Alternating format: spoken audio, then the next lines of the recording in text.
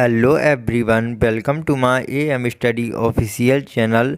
आज हम बात करेंगे गंगा नदी तंत्र की। दोस्तों, हमने अब तक भारत की नदियों से जो कि हिमालय से निकलने वाली नदियां हैं उनमें से सिंधु नदी तंत्र और ब्रह्मपुत्र नदी तंत्र को हमने पढ़ लिया है, और इस भाग में हम गंगा नदी तंत्र को पढ़ेंगे और इससे अगले भाग में हम प्रायद्वीपीय नदियों को पढ़ेंगे।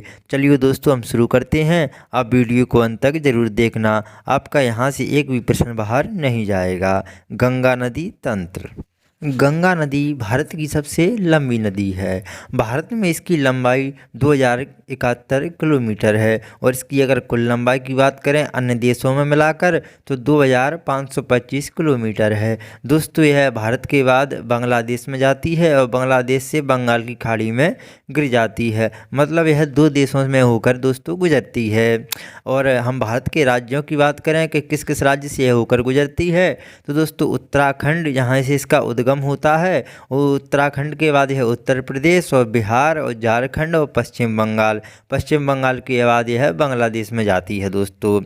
तो उत्तराखंड में इसका उद्गम होता है, और उत्तर प्रदेश में दोस्तों यह सबसे अधिक लंबाई इसकी अगर है तो है उत्तर प्रदेश राज्य में है, और उत्तर प्रदेश के बाद यह बिहार में जाती है। और थोड़ी दोस्तों यह सबसे कम लंबाई जिसकी झारखंड में है, यह थोड़ा सा हिस्सा ही है यहाँ से गंगा नदी तंत्र निकलता है झारखंड के, और झारखंड के बाद यह पश्चिम बंगाल में जाती है, और पश्चिम बंगाल के बाद यह बांग्लादेश में गिर जाती है। तो दोस्तों आप याद रखना, गंगा नदी तंत्र हमारे भारत के 5 राज्यों से होकर गुजरती है। उत्तराखंड, उत्तर प्रदेश के बाद बिहार, झारखंड, पश्चिम बंगाल के बाद बांग्लादेश। चलते हैं आगे। गंगा नदी का उद्गम। तो दोस्तों हम गंगा नदी के उद्गम की बात करते हैं तो आप देखना, गंगोत्री हिमानी जो कि उत्तराखंड में है, और सतोपंत हिमानी जो कि उत्तराखंड में है। तो ये दोनों हिमानी यानी ग्लेशियर को हम हिंदी में कहते हैं हिमानी।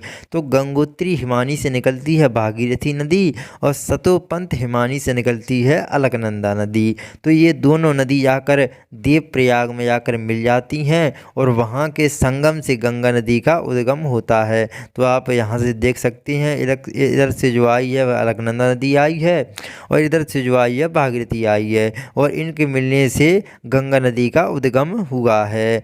और जो कि आप बात करें कि देवप्रयाग कहाँ पर है, तो दोस्तों यह उत्तराखंड में है। और प्रयाग किसे कहते हैं, तो प्रयाग हम जहाँ पर नदियों का संगम होता है उसे हम प्रयाग कहते हैं। तो आप समझ सकते हैं कि आप समझ गए होंगे कि गंगा नदी का उद्गम कैसे हुआ है। चलते हैं आगे की ओर। हमने अब तक पढ़ा दोस्तों भागीरथी नदी और अलकनंदा नदी के संगम से गंगा नदी का उद्गम होता है। कहाँ पर होता है? देवप्रयाग में होता है। तो जहाँ पर यह नदी मिली है वहाँ पर एक प्रयाग है। तो यही प्रश्न हमारे एग्जाम में बनता है दोस्तों। जैसे कि हम धौलीगंगा की बात करें तो यह दोस्तों अलकनंदा में जाकर मिलती है, तो वहाँ पर विष्णु प्रयाग में जाकर यह मिलती है। और जैसे कि नंदाकिनी मिलती है अलकनंदा में, तो यह नंद प्रयाग में जाकर मिलती है दोस्तों। फिर मिलती है पिंडार नदी जाकर अलकनंदा नदी में मिल जाती है, और कहाँ पर मिलती है? कर्णप्रयाग में जाकर मिलती है। और जो कि मंदाकिनी नदी है केदारनाथ से निकलती है, और यह दोस्तों रुद्रप्रयाग में आकर मिल जाती है। तो दोस्तों आप याद रखना, अलकनंदा तो कॉमन है, इसमें आकर कौन कौन सी नदी मिल रही हैं? धौलीगंगा, नंदाकिनी, पिंडार नदी और मंदाकिनी। तो ये जहाँ पर मिलती है वहाँ पर एक प्रयाग होता है, जैसे कि विष्णु प्रयाग, नंद प्रयाग, कर्ण प्रयाग और रुद्र प्रयाग। तो धौलीगंगा जब मिली वहाँ पर विष्णु प्रयाग, और नंदाकिनी मिली वहाँ पर नंद प्रयाग, और पिंडार नदी मिली वहाँ पर कर्ण प्रयाग, और मंदाकिनी मिली वहाँ पर रुद्र प्रयाग। तो ये कुछ नदियाँ हैं जो कि अलकनंदा नदी में जाकर मिल जाती हैं। और अलकनंदा नदी और भागीरथी दोनों के संगम से गंगा नदी का उद्गम होता है। तो कहाँ पर होता है? देवप्रयाग में होता है। तो ये सब प्रयाग आप याद रखना, जो कि एग्जाम में कई बार पूछे जा चुके हैं। और हमने आपको अभी बताया कि गंगा नदी भारत की सबसे लंबी नदी है, और इसकी कुल लंबाई 2525 किलोमीटर है। चलते अब हैं हम आगे। दोस्तों गंगा नदी तंत्र को डायग्राम की सहायता से समझेंगे। आपको बिल्कुल दोस्तों घबराना नहीं है, ये बिल्कुल सिंपल है, केवल आपको समझने की देरी है। हमने अब तक पढ़ा दोस्तों भागीरथी नदी और अलकनंदा नदी के संगम से देवप्रयाग में गंगा नदी का उद्गम होता है, और अलकनंदा नदी की हमने सभी सहायक नदियाँ भी पढ़ी। अब देवप्रयाग के बाद दोस्तों यह हरिद्वार से गुजरती है। तो यहाँ से हमारा प्रश्न बनता है, गंगा नदी जो कि गंगा नदी है, यह जो ऊपर जो थी यह सभी नदियाँ, तो दोस्तों यह पहाड़ी क्षेत्र था, तो यह उत्तराखंड का पहाड़ी क्षेत्र था। तो हरिद्वार जो है एक मैदानी क्षेत्र है। तो सबसे पहले गंगा नदी सबसे मैदानी क्षेत्र में हरिद्वार से गुजरती है, आप याद रखना। और हरिद्वार के बाद दोस्तों जो है उत्तराखंड ख़त्म हो जाता है, और यह कन्नौज में से गुजरती है दोस्तों। और कन्नौज में एक जो नदी आकर पहली नदी इसकी सहायक नदी है रामगंगा, जो कि उत्तराखंड से निकलती है रामगंगा, और कन्नौज में जाकर गंगा नदी से मिल जाती है। तो आप याद रखना कि गंगा नदी की जो पहली सहायक नदी है वह रामगंगा है, क्योंकि दोस्तों ये सभी जो ऊपर नदियां हैं वह उसकी जो इसके संगमों से दोस्तों यह भागीरथी नदी, अलकनंदा नदी, इसके संगम से गंगा नदी का उद्गम हो रहा था। क्योंकि अब आप यहाँ से यहाँ तक देखिए कोई भी इसमें नदी नहीं मिली है। तो आप याद रखना एग्जाम में पूछा जा चुका है कि गंगा नदी की सबसे पहली सहायक नदी कौन सी है, तो आप याद रखना रामगंगा है, जो कि गंगा नदी की सबसे पहली सहायक नदी है, और कन्नौज में जाकर यह मिलती है। कन्नौज के बाद दोस्तों यह प्रयागराज से गुजरती है। प्रयागराज जिसे हम इलाहाबाद के नाम से भी जानते थे दोस्तों, अब इसे हम प्रयागराज के नाम से जानते हैं। तो यहाँ पर आपने सुना होगा गंगा यमुना सरस्वती का वो संगम होता है, और जो सरस्वती है वो अब विलुप्त हो चुकी है दोस्तों। तो हम यमुना नदी को पढ़ते हैं। यमुना नदी जो है दोस्तों गंगोत्री हिमानी के पास जो यमुनोत्री हिमानी है वहाँ से यमुना नदी का उद्गम होता है, और यह दोस्तों गंगा नदी के बराबर बहते हुए यह प्रयागराज में जाकर मिल जाती है गंगा नदी से।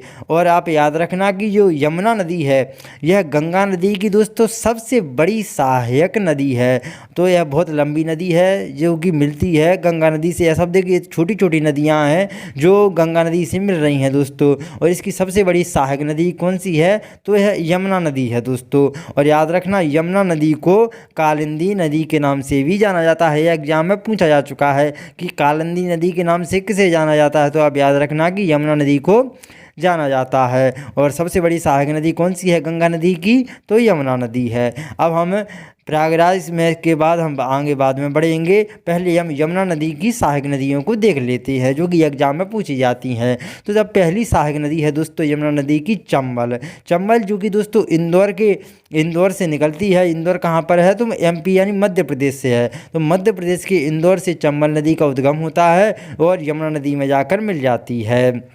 और आप याद रखना कि जो चंबल नदी है वह यमुना नदी की सबसे बड़ी सहायक नदी है। जिस प्रकार गंगा नदी की सबसे बड़ी सहायक नदी यमुना नदी है, उसी प्रकार वो चंबल नदी यमुना नदी की सबसे बड़ी सहायक नदी है। अब देखते हैं यमुना नदी की हम दूसरी सहायक नदी, तो बेतवा। बेतवा जो कि है विंध्या पर्वत दोस्तों, यह भी मध्य प्रदेश में है। तो मध्य प्रदेश के विंध्या पर्वत से दोस्तों बेतवा नदी का उद्गम होता है और यह यमुना नदी में जाकर मिल जाती है। अगली जो सहायक नदी है यमुना नदी की वह है दोस्तों केन।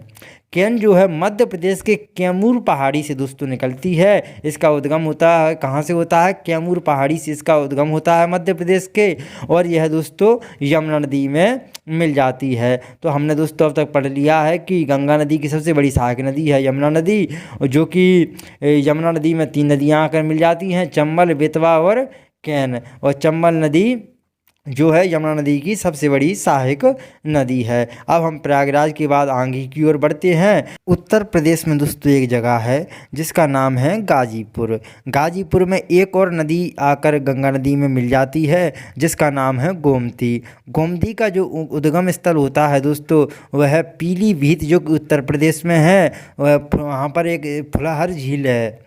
फुलहर झील से गोमती नदी का उद्गम होता है और दोस्तों यह उत्तर प्रदेश के गाजीपुर में जाकर यह दोस्तों मिल जाती है। तो गोमती नदी कहाँ पर मिलती है गंगा नदी से, तो आप याद रखना गाजीपुर में मिलती है। और इसका उद्गम कहाँ से होता है, तो उत्तर प्रदेश के पीलीभीत, यहाँ पर एक फुलहर झील है, वहाँ से गोमती नदी का उद्गम होता है। और गाजीपुर पर दोस्तों हमारा उत्तर प्रदेश ख़त्म हो जाता है। उत्तर प्रदेश के बाद दोस्तों यह प्रवेश करती है बिहार में, और बिहार में दोस्तों बहते हुए छपरा से निकलती है। तो आप देखना कि छपरा में दोस्तों यहाँ पर एक नदी आकर मिलती है जिसका नाम है घाघरा। घाघरा दोस्तों यह कैसे घाघरा बनी हम इसे पहले देखते हैं। तो नेपाल से दोस्तों दो नदी भारत में प्रवेश करती हैं, काली और कर्णाली। कौन कौन सी नदी? काली और कर्णाली। दोस्तों यह जब नेपाल से भारत में आती है तो काली को हम कहते हैं शारदा और कर्णाली को हम कहते हैं घाघरा। और शारदा और घाघरा यह भारत में मिल जाती हैं तो हम इन दोनों के मिलन के संगम को घाघरा नदी कहते हैं। और घाघरा नदी दोस्तों बिहार के छपरा में आकर मिल जाती है। तो आप याद रखना कि छपरा में कौन सी नदी आकर मिल जाती है? तो घाघरा नदी आकर मिल जाती है, जो कि शारदा और घाघरा के संगम से बनी है, जो कि नेपाल में जो काली और कर्णाली नदी है ये दोनों आती हैं और भारत में शारदा और घाघरा के नाम से यह जानी जाती हैं, और यह मिलकर दोनों घाघरा नदी बन जाती हैं और बिहार के छपरा में आकर यह गंगा नदी से मिल जाती हैं। अब छपरा के बाद हम बात करेंगे पटना में। दोस्तों यह गंगा नदी अब बहते हुए पटना पर पहुंच चुकी है, और पटना में जाकर दोस्तों एक नदी मिलती है जिसका नाम है सोन नदी। सोन नदी दोस्तों अमरकंटक पहाड़ी से निकलती है। आप याद रखना कि कई बार एग्जाम में पूछा जाता है कि सोन नदी कहाँ से निकलती है, तो अमरकंटक पहाड़ी से सोन नदी का उद्गम होता है। और सोन नदी कहाँ पर मिलती है? तो दोस्तों बिहार के पटना में जाकर गंगा नदी से मिल जाती है। अब पटना के बाद हम आगे की ओर बात करते हैं। पटना से बहते हुए दोस्तों यह सोनपुर, बिहार के सोनपुर में पहुंच जाती है। और सोनपुर में दोस्तों नेपाल से एक और नदी आती है जिसका नाम है गंडक। तो बिहार के सोनपुर में दोस्तों गंडक नदी गंगा नदी से मिल जाती है। और दूसरी अगली जो नदी आती है नेपाल से उसका नाम है कोसी नदी।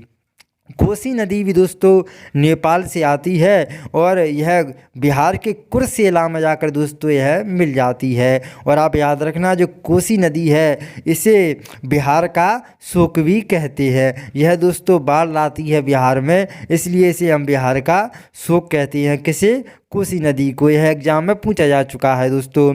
और बिहार में यह कहाँ पर मिलती है? गंगा नदी से, तो यह कुर्सेला में जाकर मिलती है। और बिहार के बाद दोस्तों यह पश्चिम बंगाल में जाकर प्रवेश करती है। अब हम पश्चिम बंगाल की बात करें दोस्तों तो वहाँ पर सबसे पहली जो नदी मिलती है वह महानंदा नदी है। महानंदा जो नदी है वह है दोस्तों सबसे आखिरी गंगा नदी की सबसे आखिरी सहायक नदी है। और पहली सहायक नदी कौन सी है दोस्तों गंगा नदी की? तो रामगंगा नदी है। और आखिरी जो सहायक नदी है वह महानंदा है। आप याद रखना क्योंकि। और ये कहाँ से निकलती है महानंदा नदी? तो दार्जिलिंग की पहाड़ी, पश्चिम बंगाल में ही है दोस्तों दार्जिलिंग की पहाड़ी। दार्जिलिंग की पहाड़ी से महानंदा नदी का उद्गम होता है और यह दोस्तों पश्चिम बंगाल में जाकर महानंदा नदी मिल जाती है। आप याद रखना।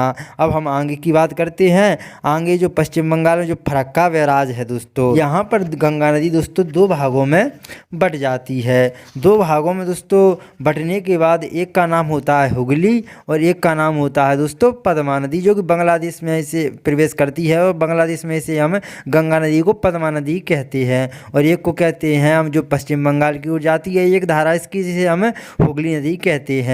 और हुगली नदी की दोस्तों एक सहायक नदी है जो कि दामोदर नदी है। यह दोस्तों छोटा नागौर पठार के से निकलती है। और आप याद रखना जो दामोदर नदी है इसे पश्चिम बंगाल का शोक भी कहते हैं। जिस प्रकार कोसी नदी को दोस्तों बिहार का शोक कहते हैं, उसी प्रकार दामोदर नदी को भी पश्चिम बंगाल का शोक कहते हैं, क्योंकि यह भी पश्चिम बंगाल में बाढ़ लाती है दोस्तों। तो एक नदी जो कि पद्मा नदी बांग्लादेश की ओर चली गई और एक जो है हुगली जो कि पश्चिम बंगाल की ओर आ चुकी है। अब तक हमने देखा दोस्तों कि भागीरथी नदी और अलकनंदा नदी जो कि उत्तराखंड में जो कि देवप्रयाग स्थान है वहाँ पर गंगा नदी का उद्गम हुआ है। उत्तराखंड के बाद दोस्तों उत्तर प्रदेश में प्रवेश किया, उत्तर प्रदेश के बाद यह बिहार में प्रवेश किया और बिहार के बाद दोस्तों यह छोटा सा भाग से झारखंड से निकलती हुई यह पश्चिम बंगाल में पहुँच जाती है। और पश्चिम बंगाल के बाद दोस्तों एक जो कि हुगली बट जाती है, दो भागों में हुगली और एक रहती है पद्मा नदी। पद्मा नदी से हम गंगा नदी को बांग्लादेश में कहते हैं। उत्तराखंड में दोस्तों यहाँ पर एक मैदानी क्षेत्र था जिसे हम हरिद्वार के नाम से जानते हैं। तो सबसे पहला जो मैदानी क्षेत्र रहा वह हरिद्वार रहा। उत्तर प्रदेश के बाद दोस्तों यह कन्नौज में पहुँच जाती है। कन्नौज में इसकी पहली सहायक नदी रहती है रामगंगा, जो कि उत्तराखंड से दोस्तों आती है और कन्नौज में जाकर यह मिल जाती है। तो यह सबसे पहली सहायक नदी है। उसके बाद हमने प्रयागराज पढ़ा उत्तर प्रदेश का। प्रयागराज में दोस्तों यमुना नदी मिल जाती है, जो कि गंगा नदी की सबसे बड़ी सहायक नदी है। और यमुना नदी की हम बात करें तो यह दोस्तों चंबल नदी जो कि सबसे बड़ी सहायक नदी है यमुना नदी की। जिस प्रकार गंगा नदी गंगा नदी की सबसे बड़ी सहायक नदी यमुना नदी है, उसी प्रकार चंबल नदी दोस्तों यमुना नदी की सबसे बड़ी सहायक नदी है। और इन नदियों को पढ़ते हुए दोस्तों हम गाजीपुर पहुँचे। वहाँ पर दोस्तों उत्तर प्रदेश के फुलहर झील से दोस्तों गोमती नदी का उद्गम होता है और गाजीपुर में जाकर यह गंगा नदी से मिल जाती है उत्तर प्रदेश में। उत्तर प्रदेश के बाद दोस्तों हम बिहार में गए और बिहार में दोस्तों छपरा में, जो कि नेपाल से दो नदी आती हैं, इन्हें काली और कर्णाली कहते हैं। काली कर्णाली दोस्तों हम भारत में काली को शारदा और कर्णाली को घाघरा कहते हैं। यह दोस्तों भारत में दोनों मिल जाती हैं और घाघरा के नाम से जानी जाती है। और घाघरा जाकर दोस्तों बिहार के छपरा में मिल जाती है। और छपरा के बाद दोस्तों यह बहती हुई पटना पहुँच जाती है और पटना में दोस्तों सोन नदी आकर इससे मिल जाती है, जो कि अमरकंटक पहाड़ी से सोन नदी का उद्गम होता है। और पटना बिहार के पटना में दोस्तों यह मिल जाती है। और फिर उसके बाद दोस्तों दो नदियां आती हैं, गंडक और कोसी। गंडक कोसी दोस्तों यह नेपाल से निकलती हैं और एक नदी जो है बिहार के सोनपुर में मिलती है और कोसी नदी जो है कुर्सेला में मिलती है। और कोसी नदी जो है बिहार को शोक भी कहते हैं। और बिहार के बाद दोस्तों यह पश्चिम बंगाल में इसमें महानंदा नदी, जो कि इसकी सबसे अंत की जो सहायक नदी रहती है वह महानंदा नदी रहती है, जो कि पश्चिम बंगाल के दार्जिलिंग की पहाड़ी से इसका उद्गम होता है महानंदा नदी का और गंगा नदी में जाकर मिल जाती है। वहाँ पर दोस्तों यह दो भागों में बट जाती है, पद्मा नदी और हुगली नदी। हुगली नदी जो है पश्चिम बंगाल की ओर चली जाती है नीचे की ओर, और पद्मा नदी जो है वो बांग्लादेश की ओर चली जाती है। और दामोदर नदी जाकर जो कि हुगली नदी में मिल जाती है, जिसे हम पश्चिम बंगाल का शोक भी कहते हैं, जो कि दामोदर नदी का उद्गम कहाँ से होता है, छोटा नागपुर पठार से होता है। अब बात हमें समझ में आ होगा, ये डायग्राम आपको समझ में आ चुका होगा दोस्तों। अब बात करते हैं हम आगे की। चलिए दोस्तों आगे की बात करते हैं और यहाँ से हमारा क्या प्रश्न बन सकता है एग्जाम में उसे देखते हैं। तो हमने दोस्तों अभी पढ़ा था कि जो गंगा नदी है जब वह बांग्लादेश में प्रवेश करती है तो बांग्लादेश में उसे पद्मा नदी के नाम से जानते हैं। और हमने इससे पहली वीडियो में पढ़ा था ब्रह्मपुत्र नदी को। ब्रह्मपुत्र नदी जब बांग्लादेश में बहती है तब उसे हम जमुना नदी के नाम से जानते हैं। और जब इन दोनों का संगम होता है दोस्तों तो है बांग्लादेश में होता है। और यहाँ से एक और नदी बांग्लादेश में बहते हुए आती है जिसे हम कहते हैं मेघना नदी।